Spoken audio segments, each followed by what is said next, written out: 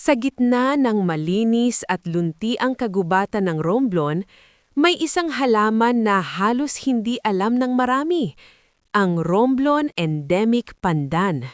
Isang uri ng pandan na dito lamang sa Romblon matatagpuan sa buong mundo.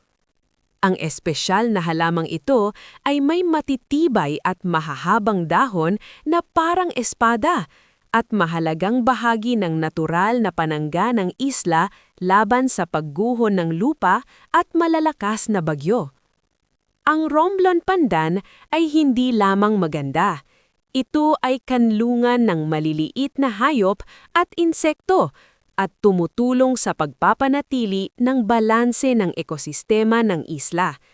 Sa kabila ng halaga nito, ang halaman na ito ay nanganganib mawala dahil sa pagkakalbo ng kagubatan at iligal na pagputol ng mga halaman.